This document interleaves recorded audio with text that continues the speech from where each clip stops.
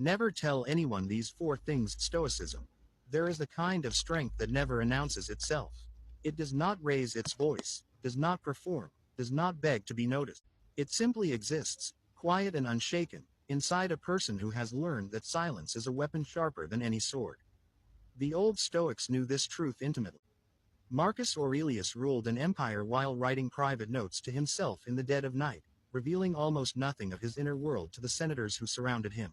Epictetus, once a slave, taught that a man's tongue could either free him or chain him forever. And Seneca, who counseled emperors, understood that the more a man reveals, the more power he hands away to those who may one day use it against him. Today, you live in a world that constantly pressures you to share everything.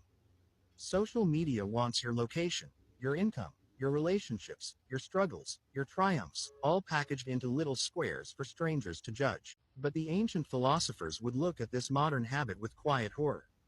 They would tell you that a person who reveals everything has nothing left to protect, and a person with nothing left to protect has no fortress, no depth, no mystery, and ultimately, no real power. This is why today we explore 4 things you must never tell anyone. Not your closest friend, not your family, not even the person who shares your bed. These are not secrets born of paranoia or distrust. They are boundaries born of wisdom, the kind of wisdom that keeps a person standing tall long after others have crumbled from overexposure. Before we go further, if you find value in timeless wisdom like this, take a moment to subscribe to Quotes Library. This channel exists to help you build the kind of inner strength that cannot be shaken by circumstance, drama, or the opinions of others.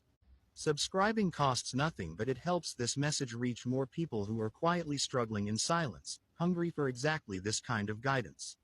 Now, let us begin. Thing 1. Your weaknesses. There is an old saying that a man who shows his wound invites the arrow. This is not cruelty speaking. It is simply the nature of a world where not everyone who smiles at you wishes you well. The Stoics believed deeply in self-knowledge. Know yourself completely. Know your fears, know your failures, know the tender places inside you that ache when pressed. But knowing yourself and revealing yourself are 2 entirely different acts. One is wisdom. The other, done carelessly, is vulnerability handed to strangers who never asked to be trusted with it. Consider the story of a young trader named Elias who worked in a bustling city far from his home.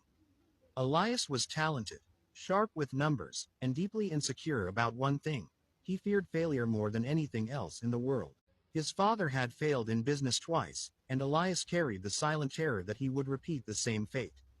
For years he kept this fear locked away, working with quiet intensity, never speaking of the anxiety that gnawed at him after each trade. Then Elias made a friend at work, a charming man named Dorian who seemed endlessly supportive. Over drinks one evening, Elias, feeling comfortable and a little too relaxed, confessed his deepest fear. He told Dorian everything: the sleepless nights, the terror of becoming his father, the way his hands trembled before every major decision. Dorian listened with warm eyes and nodded with what looked like understanding. Months later, when a position opened for a senior role, Dorian used that exact confession against Elias in a private conversation with their supervisor, framing him as unstable, anxious, and unfit to lead under pressure. Elias never got the promotion. He never even knew exactly what was said, only that the trust he had extended so freely had been turned into a blade against him. This is the danger the Stoics warned against. Marcus Aurelius wrote extensively about guarding the mind, not because he distrusted all people, but because he understood that the world is filled with those who will exploit any opening you give them. Your weaknesses are not shameful. Everyone has them, but they are yours to manage, yours to heal, yours to conquer in silence and in your own time.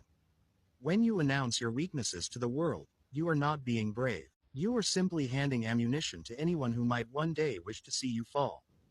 There is also a subtler danger in confessing your weaknesses too freely. People begin to see you through that lens permanently. Tell someone you struggle with confidence, and forever after, they will subtly doubt your decisions, question your judgment, wonder if you are truly capable. Perception becomes reality in the minds of others, and once planted, that perception is nearly impossible to remove. The wise man does not lie about his weaknesses to himself. He simply refuses to hand them, gift-wrapped, to people who have not earned the right to hold something so fragile. Strength, real strength, is built in private. It is built in the early mornings when you push through fear without an audience. It is built in the quiet decision to try again after failure, with no one watching, no one applauding, no one to comfort you but your own resolve. Guard your weaknesses, work on them relentlessly, but do not display them like trophies for strangers to inspect. The world will not always handle your fragile places with the gentleness you deserve. Thing 2. Your next move. There is immense power in unpredictability. The Stoics, and later the great strategic minds who studied power and human behavior, understood that a person whose every intention is known as a person who can be countered, blocked, or beaten to the finish line. Machiavelli himself observed that those who reveal their plans too early often watch those very plans stolen, sabotaged, or undermined by people who saw the path before they had the chance to walk it. Think about what happens when you tell everyone about your goals before you have achieved them. You tell your friends you are starting a business. You tell your family you are moving to a new city. You tell your coworkers about the promotion you are chasing. In the moment, it feels good. Their excitement fuels you. Their attention validates you, and for a brief moment you feel as though the goal is already halfway accomplished simply because you spoke it aloud. But psychologists have studied this phenomenon extensively, and the findings are humbling. When you announce a goal publicly, your brain often receives a small hit of satisfaction, almost identical to the satisfaction of actually achieving it. This premature reward can quietly drain your motivation. The urgency fades. The fire dims. You have already received the social affirmation you were secretly chasing, so the actual work suddenly feels less necessary.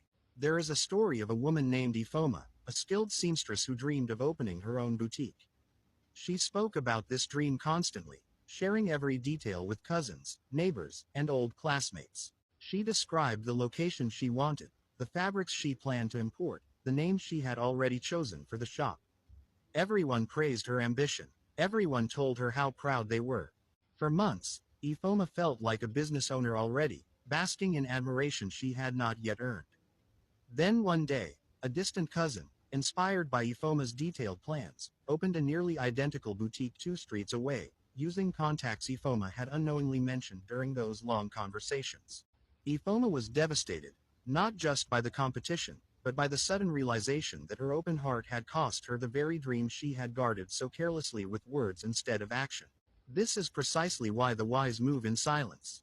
Not out of secrecy for its own sake, but because plans, like seeds, need darkness and time before they can grow strong enough to survive exposure. Epictetus taught that a person should master their tongue as fiercely as they master their body, because a loose tongue can undo years of quiet, disciplined work in a single careless evening. If you have a goal, a shift, a plan brewing inside you, protect it. Let your results speak when the time comes. Let people be surprised, not informed in advance. This is not about deception. It is about discipline, focus, and understanding that the energy spent explaining your plans to others is energy stolen from actually executing them. If this message is resonating with you, this is exactly the kind of mindset shift quotes library was built to deliver. Subscribing helps you stay connected to wisdom like this, wisdom designed to sharpen your discipline and protect your peace in a world that constantly demands you overshare. If you have not yet subscribed, now is a good moment to do so before we continue into the next lesson. Thing 3. Your wealth. Few things attract attention, envy, and quiet resentment faster than money. The Stoics lived through empires built and destroyed by greed, and they understood something that remains painfully true today. The moment people know how much you have, their behavior toward you shifts, often in ways too subtle to notice until the damage is already done. Seneca himself, despite being one of the wealthiest men in Rome, wrote extensively about the dangers of wealth on display. He warned that riches invite both flattery and hatred in equal measure, and that a wise man holds his fortune the way he holds a candle in the wind, protected, shielded, never flaunted carelessly where it might attract those who wish to extinguish it out of jealousy or exploit it out of greed. Consider a man named Tobias, a quiet farmer who, through years of disciplined saving and a fortunate harvest, accumulated far more wealth than anyone in his village realized. Tobias made one mistake. During a wedding celebration, after a few cups of wine, he mentioned in passing the value of the land he had recently purchased. Word spread through the village within days, exaggerated and distorted with each retelling. Suddenly, distant relatives Tobias had not spoken to in years began appearing at his door with sudden affection and urgent requests for loans. Neighbors who once greeted him with simple warmth now eyed him with a strange mixture of admiration and resentment. A cousin who had always seemed trustworthy attempted to draw him into a risky business venture, using flattery and pressure disguised as friendship. Tobias, once at peace in his simple life, found himself surrounded by people whose intentions had shifted the moment they learned what he possessed. This is the quiet tragedy of revealed wealth. It changes how people see you, not because they are inherently bad, but because human nature responds to perceived resources with a complicated mixture of desire and comparison. Even those who love you may find themselves, consciously or not, measuring their own lives against what you have, and that comparison can quietly poison relationships that once felt effortless. The Stoics did not despise money. They simply refused to let it define them or expose them. True wealth, they taught, is not the size of your account but the depth of your contentment, and that contentment is best protected when it is not paraded before an audience eager to either flatter you or resent you. Live below what people assume, not above it. Let your resources work quietly in the background of your life while your outward presentation remains humble, steady, and undramatic. There is also a practical wisdom here beyond the emotional cost. People who know your financial situation gain leverage over you, whether in negotiations, favors, or subtle manipulations dressed as friendship. The less others know about your resources, the more freedom you retain to move, decide, and act without the invisible weight of their expectations, requests, or judgments pressing down on you. Thing 4. Your pain.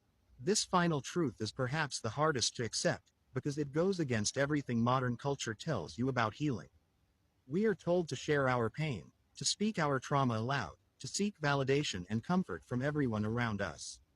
There is real value in processing pain with a trusted few, a therapist, a deeply proven friend, a mentor who has earned your trust across years, not weeks. But the Stoics drew a sharp line between healthy processing and public display, and that line matters more than most people realize. Marcus Aurelius endured the deaths of multiple children, the burden of ruling during plague and war, and countless private sorrows, yet history remembers him as a man of extraordinary composure. He did not perform his suffering for the empire to witness. He processed it in his private writings, in his own reflections, in the quiet discipline of a mind trained to hold pain without collapsing beneath it. This was not repression, it was mastery. There is a story of a widow named Corinne who lost her husband suddenly, leaving her to raise 2 children alone. In her grief, she spoke of her pain constantly, to coworkers, to acquaintances, to strangers at the market who asked simple questions and received the full weight of her sorrow in return. At first, people responded with sympathy. But sympathy, unlike love, has limits. Over time, people began avoiding Corinne, not because they did not care, but because the constant exposure to her unprocessed grief became emotionally exhausting for those around her. Corinne noticed the growing distance and felt abandoned, unaware that her own pattern of public mourning had unintentionally pushed people away. It was not until a close friend, gently and with great care, encouraged her to seek real support through therapy and private reflection that Corinne began to heal in a way that did not drain everyone in her orbit. She learned, slowly, the Stoic lesson that pain shared indiscriminately loses its sacredness and becomes, to those around you, simply noise. Your deepest pain deserves reverence, not exposure. It deserves the quiet attention of your own reflection, the focused care of a trusted professional, and perhaps the ears of 1 or 2 people who have proven, beyond doubt, that they can hold your sorrow with the same gentleness you would hold theirs. When you tell everyone your pain, you dilute it, you turn something sacred into casual conversation, and worse, you allow those who do not truly care to gain a strange kind of power over you, the power of pity, which is rarely as kind as it appears. There is also a darker truth here. Not everyone who asks about your pain does so with pure intention.